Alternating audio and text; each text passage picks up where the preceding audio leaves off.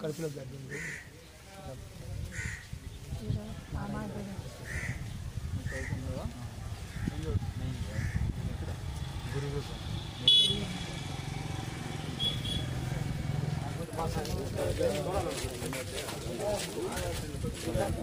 స్థానాయ ఆశీస్సులు తీసుకొని గ్రామాలంతా పర్యటన చేస్తున్నాం.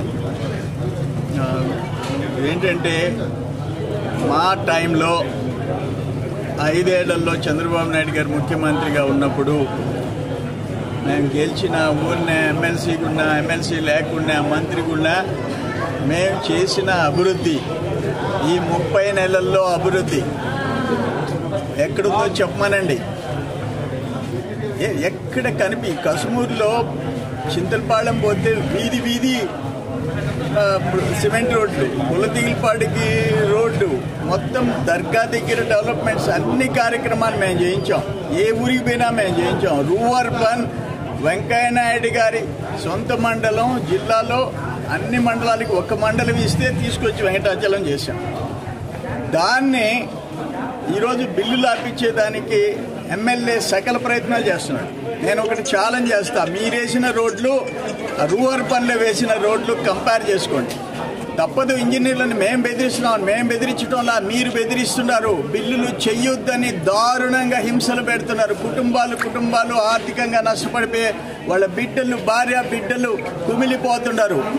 ఎక్కడ క్వాలిటీ జరిగిందో చూసుకుంటాం. ఆయన ఏదో చెప్పాడు, నేనంట వచ్చి లంచం ఇస్తాను అని చెప్పే దమ్ము నా జీవితంలో లంచం కోసం చెయ్యి జాపిన క్షణం నోటికి ఏదొస్తే అది కూతలేనా? మీ బతుకులయ్యి. వీరరాఘవరెడ్డి మనవణ్ణి, దమ్ముంది, నాకు మాట్లాడే దమ్ముంది, నిజాయితీగా బతికే దమ్ముంది, నిజాయితీగా బతికే ఆస్తులు అమ్ముకుంటా, ఆత్మగౌరవాన్ని అమ్ముకోను. నిద్ర లేసి ఇదే కూతుల. ఎక్కడ పోయింది పోలీస్? మేము ఆ అమరావతి ఆ తల్లుల ఆ రైతుల వెనక నడిస్తే నేను 70 మంది మీద కేసు, 70 నా వెనక నడిచిన దానికి. ఈరోజు వెంకటాచలంలో ఈయన ఊరేగింపు, ముతుకూరులో ఊరేగింపు, పొదలగూరులో ఊరేగింపు, 100 మంది వెనక నడుస్తుంటే కనపడలేకాలి పోలీస్కే. No police. మేము మాత్రం గౌరవంగా నడిస్తే కేసులు, ఎస్సీ ఎస్టీ కేసులు. చిన్న మీ ప్రతాపం రోజుకొక 307, రోజుకొక 307. ఎంతమందిని పంపిస్తావు జైళ్ళకి?